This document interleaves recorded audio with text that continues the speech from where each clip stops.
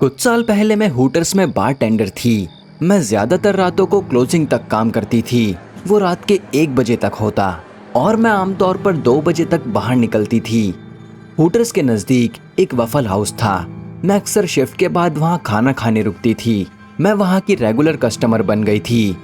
लेकिन मैंने कभी नहीं सोचा था कि मुझे डिनर के बिल से ज्यादा कुछ और भी चुकाना पड़ेगा। एक रात सब कुछ बदल गया। रात के करीब 9 बजे एक आदमी बार में बैठा और अपना पहला ड्रिंक ऑर्डर किया। उसका माहौल अजीब था, लेकिन मैंने इससे भी बुरा देखा है। वो ज्यादा कुछ नहीं बोला, पर जब मैंने उसकी तरफ देखा मुझे ऐसा लगा जैसे वो मुझे ही घूर रहा है। वो घंटों तक वहीं बैठा रहा, कई ड्रिंक्स ऑर्डर किए। क्लोज होने से 1 मिनट पहले उसने अपना आखिरी ड्रिंक खत्म किया और बिना टिप दिए चला गया। 1 घंटे बाद मैं शिफ्ट से फ्री हुई और पार्किंग की तरफ गई। पार्किंग में मैंने एक सफेद वैन देखी। मुझे पता था कि वो मेरे किसी कोवर्कर की नहीं थी और ग्राहक तो कब के जा चुके थे। अजीब लगा, पर मैं रुकी नहीं। मैं अपनी गाड़ी तक पहुंची और वफल हाउस चली गई, उस खाने के लिए जिसका मैं पूरी रात इंतजार कर रही थी। अंदर जाकर मैं खिड़की के पास अपनी वही जगह पर बैठ गई। मैंने वेटर से हल्की फुल्की बात की, लेकिन ऑर्डर नहीं दिया। उसे ठीक ठीक पता था कि मुझे क्या चाहिए। कुछ ही मिनटों में मुझे गर्मा गर्म ताज़ा खाना मिला। मैंने उसे बड़े चाव से खा लिया। थोड़ी देर बाद मैंने सांस लेने के लिए रुककर अपनी स्पीड धीमी की और तभी मैंने कुछ ऐसा देखा जिसने मेरा पेट सिकोड़ दिया। पार्किंग में मेरी गाड़ी से थोड़ी ही दूरी पर वही सफेद वैन खड़ी थी, ठीक वैसी ही जैसी मैंने होटल्स की पार्किंग में देखी थी। पहले मैंने ध्यान नहीं दिया था, लेकिन अब वो पीछे आकर खड़ी थी, जैसे वो सीधा मेरी तरफ देख रही हो। अचानक मेरे खाने का स्वाद बिल्कुल बदल गया। मैंने खाना खत्म करने की कोशिश की, लेकिन भूख मर चुकी थी। मैंने 15 मिनट इंतजार किया। सोचा वैन वाला अंदर आएगा या कुछ ऑर्डर करेगा, लेकिन वो नहीं आया। आखिरकार मैंने तय किया कि मुझे घर जाना है। मैं रजिस्टर पर गई और पैसे दिए। फिर वेटर से कहा कि मेरे जाते समय मेरा ध्यान रखना। उसे कोई दिक्कत नहीं हुई। मैं रेस्टोरेंट से बाहर निकली, सीधा अपनी कार की तरफ दौड़ी और पार्किंग से निकल गई। लेकिन जब मैंने रियर व्यू मिरर देखा तो मैं डर गई, क्योंकि वैन मेरे पीछे आ गई थी। घबराकर मैंने पहला मोड़ लिया। वैन फिर से मेरे पीछे आ गई। उस पल मुझे यकीन हो गया कि कोई मेरा पीछा कर रहा है। मैं घर नहीं जा सकती थी, लेकिन बिना सोचे इधर उधर घूमना भी खतरनाक था। मैं बस एक के बाद एक मोड़ ले रही थी। आखिरकार मुझे समझ आ गया। मैंने अचानक गाड़ी मोड़ी, उसे बिना सिग्नल वाले एक बेतरतीब ड्राइववे में डाल दिया, फिर रिवर्स किया और कार मोड़ दी। बेशक वैन ने भी वही किया। मैं तेजी से गाड़ी मोड़कर सीधे वफल हाउस पहुंच गई और जल्दी से अंदर भागी। वो वैन से उतरा और मेरे पीछे पीछे अंदर आया। मैं किचन के पास एक बूथ में बैठ गई। वो आदमी मेरे बगल वाले बूथ में बैठ गया। मेरी घबराहट और डर देखकर वो पागलों की तरह मुस्कुराने लगा। तभी वेटर मेरे पास आया। आप तो बहुत जल्दी वापस आ गई, क्या कुछ भूल गई हैं? मैं दोबारा खाने के लिए आई हूँ, क्या मुझे एक पेन मिल सकती है? जरूर। मैंने पेन उठाया। मैंने लिखा कि वो आदमी मेरा पीछा कर रहा है, जल्दी से पुलिस को फोन करो। मैंने नैपकिन वेटर को दे दी। तो क्या आप वही खाना चाहोगी जो हमेशा खाती हैं? जी हाँ, शुक्रिया। ठीक है, चलिए शुरू करते हैं। मैं अभी आता हूँ सर। वेटर फोन के पास गया और चुपचाप पुलिस को कॉल किया। फिर वो वापस आया और उस आदमी का ऑर्डर ले लिया। अब बस इंतजार का खेल था, लेकिन मुझे पता था ये बुरा दिन है। मेरे छोटे से शहर में पुलिस को बस तेज रफ्तार वाले चालान की परवाह होती है। तो आप होटल्स में काम करते हैं? हाँ, सही कहा। आप बहुत चौकस हैं। अरे हाँ, मुझे लोगों पर नजर रखना पसंद है। ओह, शुक्रिया। आपको अंडे कैसे पसंद हैं? तले हुए। नहीं नहीं, तुम्हें इन्हें आराम से खाना चाहिए। मुझे अच्छा लगता है जब वो फूटते हैं और सारा तरल बहकर नीचे आता है उन मुलायम सफेद हिस्सों से। सर मैं बस शांति से खाना चाहती हूँ। जब तक तुम मेरी कार में बैठकर घर नहीं आ जाती मुझे चैन नहीं आएगा, समझ गई ना? उस पल के बाद मैं बोल ही नहीं पा रही थी। कुछ मिनट बाद मेरा खाना आया। मैं एक निवाला भी नहीं खा सकी। मेरे सामने वाला आदमी बिना नजरें हटाए अपनी प्लेट खा रहा था। फिर वेटर आया और उस आदमी की प्लेट ले गया। पुलिस को आने में अभी भी 10 मिनट और लगे। जब वो पहुंचे तो बस एक ही कांस्टेबल था। वो वेटर के पास गया और मैं उन्हें बात करते हुए देख रही थी। आवाज सुनाई नहीं दे रही थी लेकिन साफ था कांस्टेबल परेशान था। जैसे मेरी सुरक्षा की चिंता करना उसे बिल्कुल भी रास नहीं आ रहा था। उसने कंधे उचकाए, फिर रेस्टोरेंट की दूसरी तरफ बैठ गया और वेटर को इशारा किया ऑर्डर लेने के लिए। मैं गुस्से में आग बबूला हो गई। वेटर ही अकेला था जिसने कुछ किया। वेटर उसकी टेबल पर गया और फिर चिल्लाकर बोला कि बाहर निकलो। थोड़ी देर नोकझोंक हुई लेकिन आखिरकार वो रेस्टोरेंट से बाहर निकल गया। वो जाकर अपनी वैन में बैठ गया और मेरा इंतजार करने लगा। वेटर ने मुझसे कहा कि मैं तुम्हारे साथ चलूंगा। हम दोनों साथ बाहर गए। मैं पत्ते की तरह कांप रही थी। जब अपनी कार में बैठी वेटर वैन के सामने खड़ा हो गया, उसे रोके रखा। उसी की बदौलत मैं सुरक्षित घर पहुंच पाई। लगभग 1 हफ्ते बाद मैं लौटी। सब कुछ ठीक लग रहा था। उसके बाद सालों तक मैंने फिर कभी उस पागल को नहीं देखा। मैंने वेटर से पूछा कि उसने ऐसा क्या कहा कि वो आदमी चला गया, लेकिन उसने ऐसे जवाब दिया जैसे कभी नहीं बताएगा। वो नहीं बताना चाहता था। आज भी मैं उस जगह के लोगों के शुक्रगुजार हूँ। अगर मैं काम से सीधा घर चली जाती तो कौन जानता मेरे साथ क्या होता। उस वेटर ने मेरी जान बचाई, मुझे दर्द और डर से बचाया। लेकिन एक बात आज भी खलती है, पुलिस वाले को मेरी जरा भी परवाह नहीं थी। ये सोचकर गुस्सा आता है, एक वेटर पर मुझे पुलिस से ज्यादा भरोसा करना पड़ा।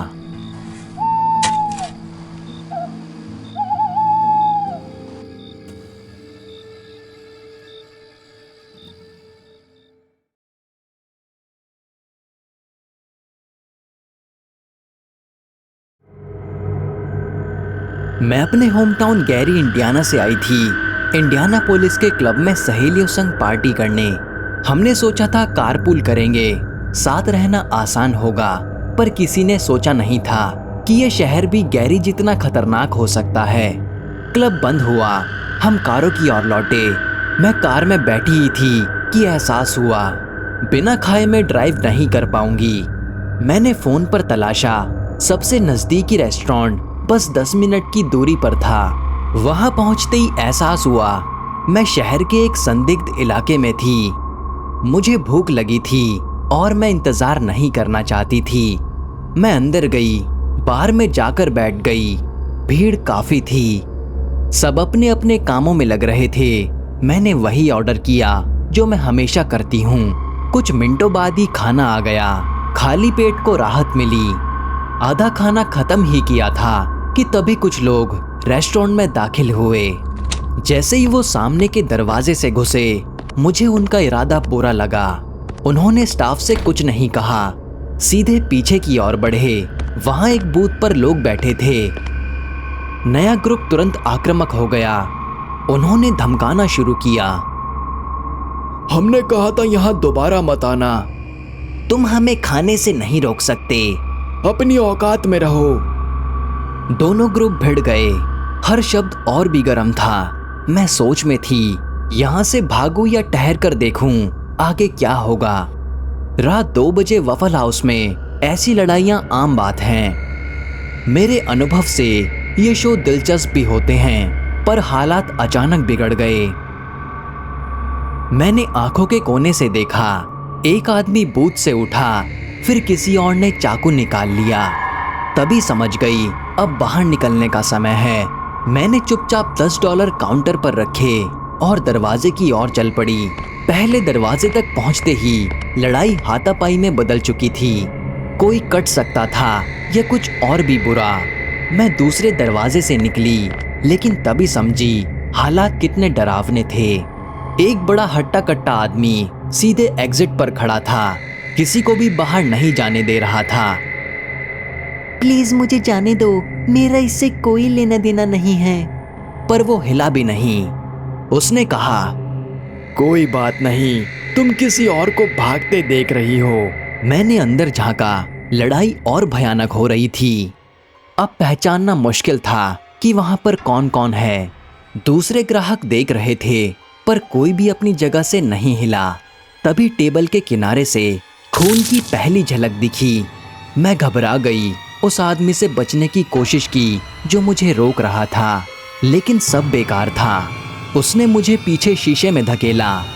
अपनी बात साबित करने के लिए उसने कहा, जब तक काम पूरा नहीं होता कोई भी अंदर या बाहर नहीं जाएगा।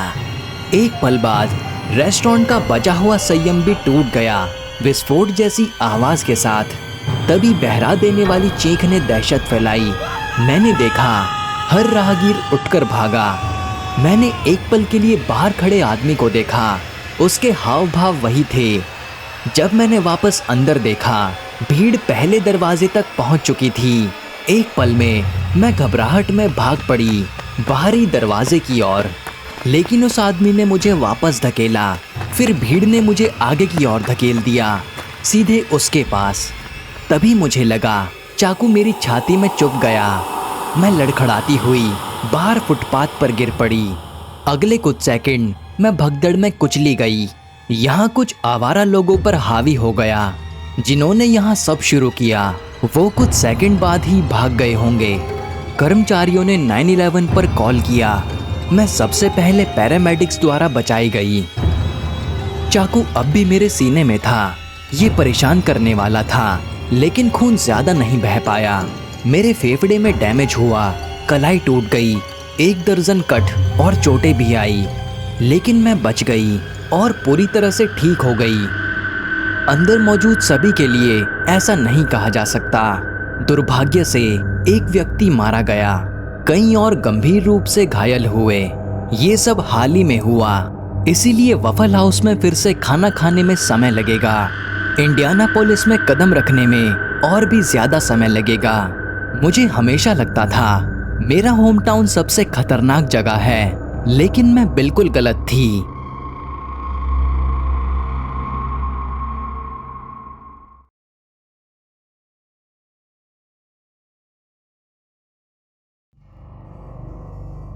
मैं वफल हाउस में रसोइया था, कई साल काम किया। सुबह की पाली में था तो अजीब चीजों से बचा रहा, लेकिन कुछ महीने पहले सब कुछ बदल गया। सुबह के 7:30 बजे थे, नाश्ते की भीड़ चल रही थी। मैं काम में खोया था। तभी एक आदमी अंदर आया। सब रुक गए, सबने उसकी ओर देखा। उसका हाल बेकाबू था, साफ था वो नशे में था। उसने कुछ नहीं कहा, वो बैठा भी नहीं, सीधा बाथरूम गया और दरवाजा बंद कर लिया। हमने आंखें घुमाई, हमें पता था वो पेशाब करने आया है और मेरा मतलब टॉयलेट से नहीं था। हमने उसे 15 मिनट दिए, फिर दरवाजा खटखटाया, कहा बाहर आओ। कोई जवाब नहीं आया।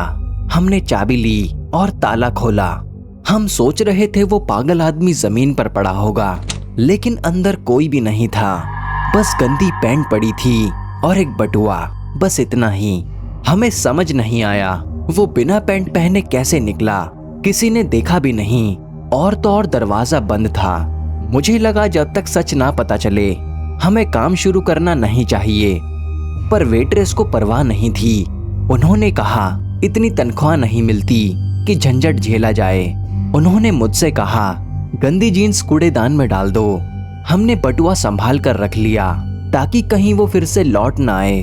अगले कुछ घंटे बहुत मुश्किल थे।